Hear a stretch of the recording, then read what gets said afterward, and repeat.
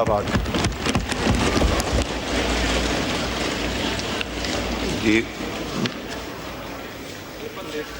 Minister Finance and Revenue,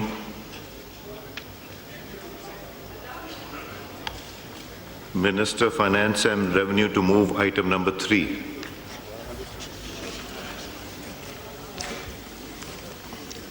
Mr. Speaker, I, Senator Mohammad Aurangzeb, lay before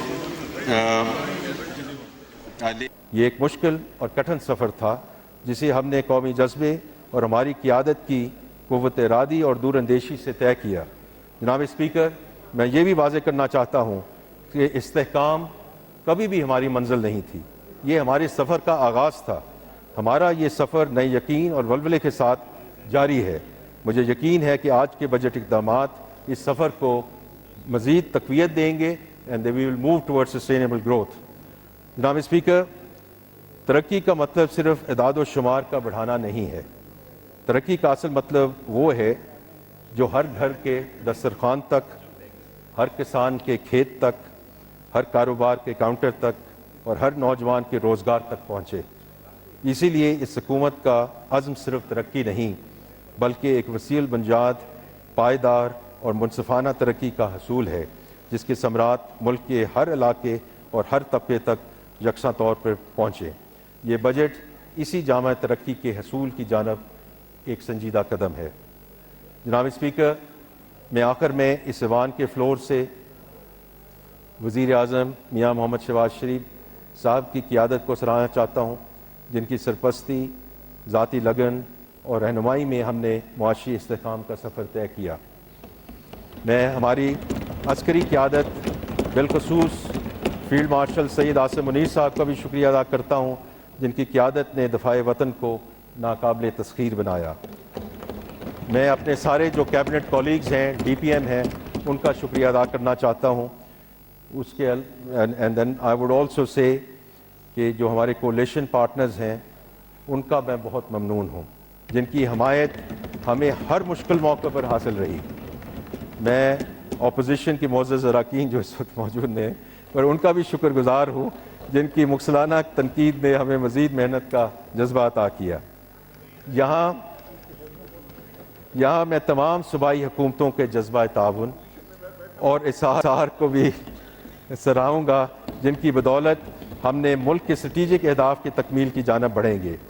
ہماری اس تمام تر کاوش اور محنت کا مقصد یہی ہے کہ ہم پاکستان کے عوام کے معیار زندگی کو بہتر بنائیں اور انہیں وہ تمام سہولتیں اور آسانیاں فراہم کر سکیں جن کے وہ مستحق ہیں۔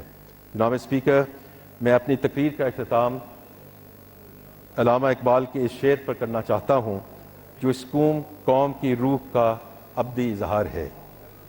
نہیں ہے نا امید اقبال اپنے کشت ویراں سے، ذرا نم ہو تو یہ مٹی بہت زرگئی سے ذاتی۔ پاکستان زندہ باد۔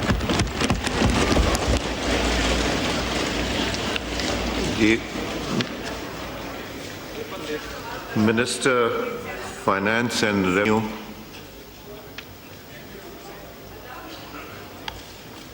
Minister Finance and Revenue to move item number 3.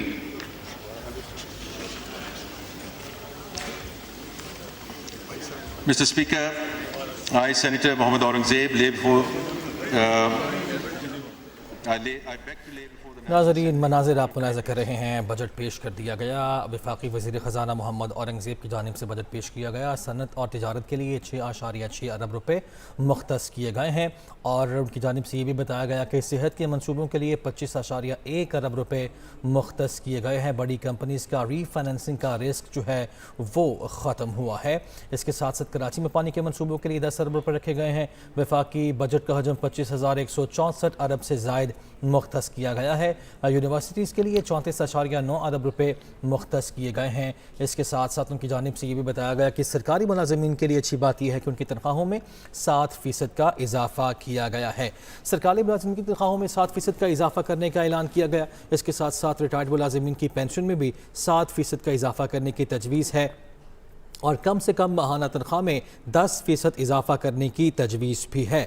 سالانہ 25 سے 30 لاکھ کمانے والوں پر ٹیکس کی شرح 23% سے کم کر کے 20% کرنے کی تجویز ہے۔ 30 سے 32 لاکھ سالانہ آمدن والوں کے لیے ٹیکس کی شرح 25% کرنے کی بھی تجویز۔ 32 سے 41 لاکھ روپے سالانہ آمدن والوں کے لیے ٹیکس شرح 30% سے کم کر کے 25% کرنے کی تجویز ہے، جبکہ 41 سے 56 لاکھ روپے آمدن والوں کے لیے ٹیکس شرح 35 سے کم کر کے 29% کرنے کی بھی تجویز پیش کی گئی اس بجٹ کے دوران۔ اور آزاد کشمیر کے لیے 45 ارب، گلگت بلتستان کے لیے 44 ارب اور کے پی کے ضم شدہ اضلاع کے لیے 56 ارب روپے مختص کیے گئے ہیں۔ آزاد اور جی بی میں 8 ہائیڈل پاور منصوبوں کے لیے 13.1 ارب روپے کی رقم مختص کی گئی ہے، جبکہ دانش اسکولز کے لیے تقریباً 22 ارب روپے مختص کیے گئے ہیں۔ وفاقی وزیر خزانہ بجٹ پیش کر رہے تھے، ان کی جانب سے یہ بھی کہا گیا کہ الیکٹرک موٹر سائیکل رکشوں، گاڑیوں اور بسوں پر رعایتی نظام اگلے سال بھی برقرار رہے گا۔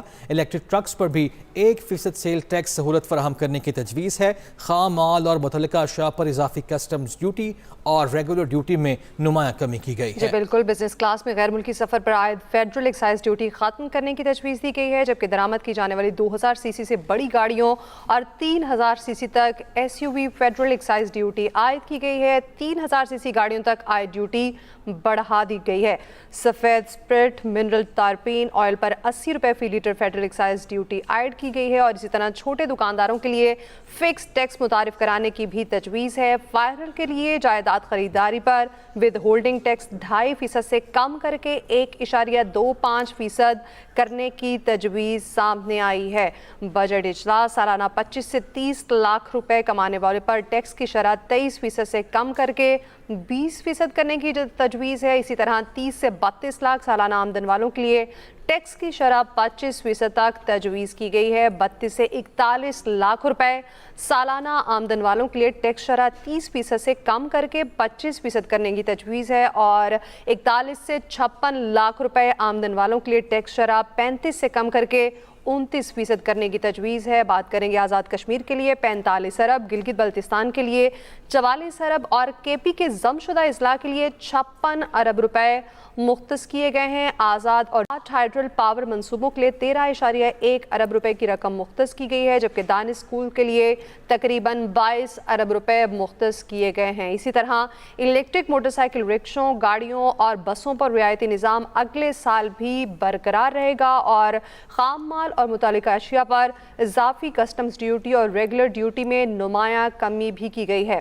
بزنس کلاس میں غیر ملکی سفر پر عائد فیڈرل ایکسائز ڈیوٹی ختم کرنے کی تجویز ہے۔ سرکاری ملازمین کی تنخواہوں میں 7% اضافہ کرنے کی تجویز بھی سامنے آئی۔ اس کے ساتھ ساتھ سالانہ 25 سے 30 لاکھ روپے کمانے والوں پر ٹیکس کی شرح 23% سے کم کر کے 20% کرنے کی تجویز سامنے آئی ہے، اور کم سے کم ماہانہ تنخواہ میں 10% اضافہ کرنے کی تجویز بھی سامنے آئی ہے۔ ریٹائرڈ ملازمین کی پینشن میں بھی 7% اضافہ ہوگا، اور یہ تجویز بھی سامنے آئی کہ سرکاری ملازمین کی تنخواہوں میں بھی 7% اضافہ کیا جائے گا۔ آزاد کشمیر کے لیے 45 ارب، گلگت بلتستان کے لیے 44 ارب اور کے پی کے ضم شدہ اضلاع کے لیے 56 ارب روپے مختص کیے گئے ہیں، جبکہ آزاد کشمیر اور جی بی میں 8 ہائیڈل پاور منصوبوں کے لیے